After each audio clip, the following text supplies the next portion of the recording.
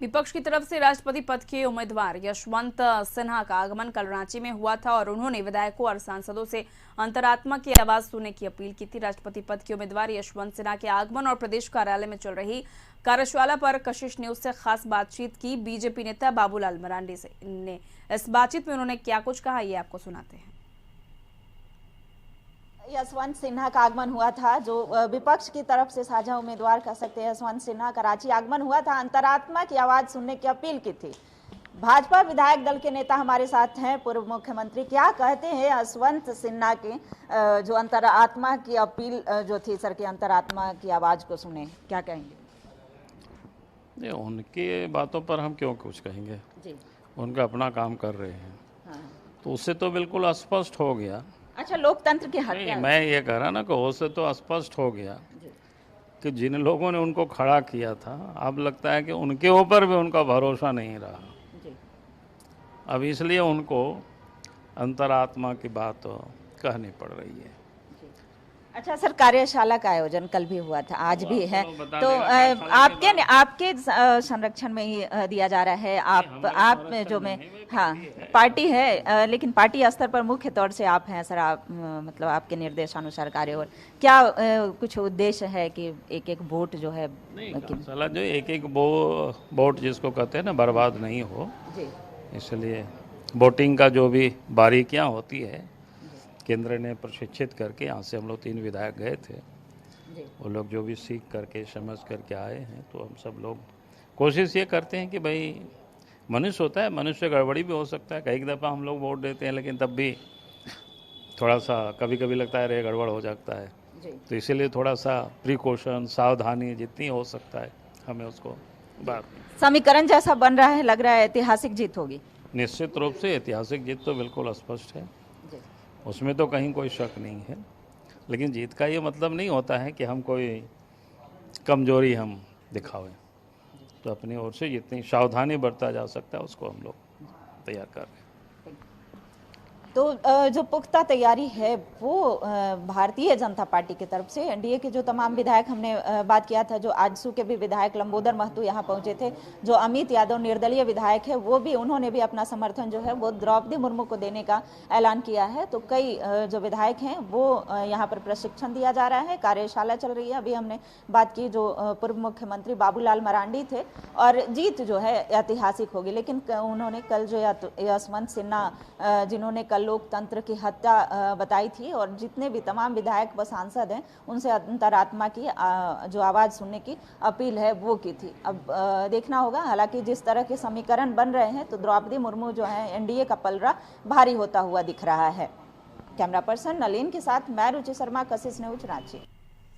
और अधिक जानकारी के लिए सीधे बात करेंगे संवाददाता रुचि शर्मा हमारे साथ लाइव चैट पर जुड़ चुकी हैं। रुचि, द्रौपदी मुर्मू भी रांची आई और यशवंत सिन्हा भी रांची पहुंचे और सभी से समर्थन की अपील की। किस तरीके का सियासी समीकरण देख पा रहे हैं आप?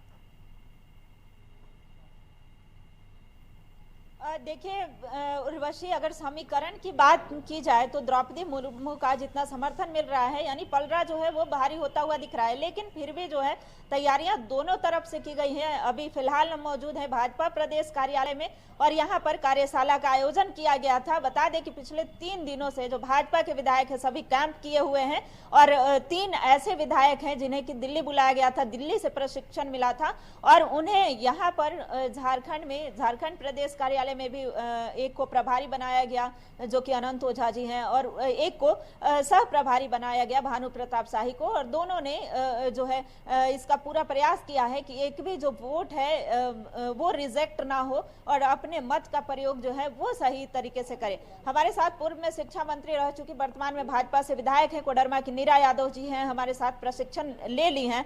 मैम, किस तरह की तैयारी की गई है ताकि जो वोट है वो इस बार रिजेक्ट ना हो पाए? निश्चित रूप से कोई भी चुनाव होता है तो हम भारतीय जनता पार्टी के कार्यकर्ता होने के नाते हम जो शीर्ष नेतृत्व का निर्देश प्राप्त होता है उसका हम पूरा अमल करते हैं। और अभी भी हम लोग भाजपा प्रदेश कार्यालय में इसलिए हैं कि यहाँ पर हम लोगों को बुलाया गया था, हम लोग सब यहाँ पर एकत्रित हुए, हम लोगों ने प्रशिक्षण प्राप्त किया है किस प्रकार से वोट देना है। देखिए, वोट डालना तो बहुत आम बात है, कोई भी एक पाई खींच सकता है, लेकिन क्या है कि कभी कभी हम थोड़ी असावधानी बरतते हैं। कभी फोल्ड करने में कुछ अलग कर दिए, कभी पाई खींचने में कभी बॉक्स के बाहर चला गया, या कुछ भी छोटी छोटी चीज़ें हो जाती है। कभी कोई अपने पेन से कर दिए, तो बहुत छोटी ही चीज़ है, लेकिन अगर इन सारी चीज़ों को आप ध्यान में नहीं देते हैं तो वो आपका वोट रिजेक्ट हो जाता है। तो हम चुने हुए जनप्रतिनिधि हैं, तो हमारा ये काम है कि हम कोई गलती ना करें। इसलिए हम लोगों ने एकत्रित हुआ और होकर के यहाँ पर हम लोगों ने बैठा, और जो भी प्रशिक्षण शीर्ष नेतृत्व के द्वारा बताया गया, दिया गया, उसका हम लोगों ने अनुपालन किया। और सबसे बड़ी गर्व की बात तो ये है कि हम महिला हैं, और एक महिला को सर्वोच्च पद पे बैठाने के लिए भारतीय जनता पार्टी ने उम्मीदवार बनाया है। तो ऐसे में हम पहले से ही बहुत खुश हैं, बहुत गर्वान्वित महसूस कर रहे हैं, और इसलिए हम लोगों का उत्साह और बढ़ा हुआ है। और हम सभी लोगों से ये कहना ज़रूर चाहेंगे कि आत्मचिंतन करने के बाद में, ऐसे तो राष्ट्रपति चुनाव जो होता है इसमें सिंगल ही होना चाहिए एक्चुअल में, लेकिन खैर कोई बात नहीं, पर फिर भी हम ये सभी लोगों से कहना चाहेंगे कि आत्मचिंतन करके आप खुद देख लें और अपने मत का सही सदुपयोग करें। जी बिल्कुल। तो किसी भी तरह की त्रुटियां ना हो, इसके लिए प्रशिक्षण जो है वो कल भी कार्यशाला चल रहा था और आज भी जो है कार्यशाला का आयोजन। आप पहली बार जो है वो अपने मताधिकार मत का प्रयोग करेंगे सर, कितनी खुशी है?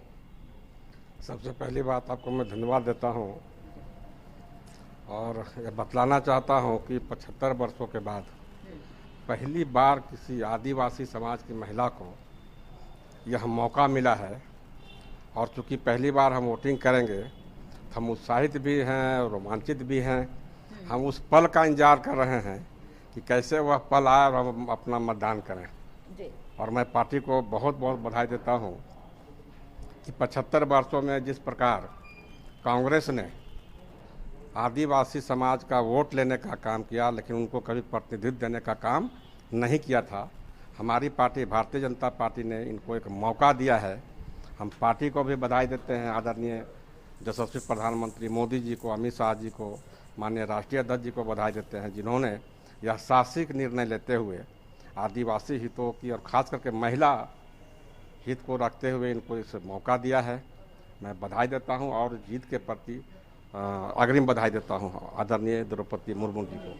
तो देखिए उर्वशी, इतना उत्साह है विधायकों में कि वो जीत जो है बस एक औपचारिकता मात्र की बता रहे हैं और जीत जो है निश्चित बता रहे हैं, लेकिन फिर भी कहें कि कल यशवंत सिन्हा का भी आगमन जो है वो झारखंड की राजधानी रांची में हुआ था। उन्होंने भी अपील की थी और ऐसे तो कल से प्रशिक्षण जो आप लोग ले रहे हैं सर, लेकिन यशवंत सिन्हा का जिस तरह से कल स्टेटमेंट आया था कि अपने अंतरात्मा की आवाज को सुने, उसे आप किस रूप में देख रहे हैं? देखिए, मैं भी कहता हूं कि अंतरात्मा की आवाज़ को सुने, और जब लोग अंतरात्मा की आवाज़ सुनेंगे तो ना यूपीए का बंधन रहेगा ना एनडीए का बंधन रहेगा। सभी लोग एक मत होकर के अपने जो है आदरणीय द्रौपदी मुर्मू जी को वोट करेंगे। झारखंड में तो विशेष करके यह संजोग और यह आपके लिए गौरव का विषय है। हम लोगों ने 6-7 साल उनके साथ कार्य किया है और पहली बार जनजातीय महिला यहाँ पर प्रथम नागरिक बनने का सौभाग्य प्राप्त कर रही है लोकतांत्रिक, इस विश्व के सबसे बड़ी लोकतांत्रिक व्यवस्था में। और ये जनजातीय बहुल क्षेत्र है और जनजातीय विषयों पर भी ही हम लोग राजनीति करते हैं। तो हमारे जितने भी जनजातीय प्रतिनिधि हैं, आपने देखा होगा कि यूपीए के अंदर भी जितने भी जनजातीय विधायक हैं, सांसद है, वो कहीं ना कहीं ऊहापोह की स्थिति में है और अंतरात्मा।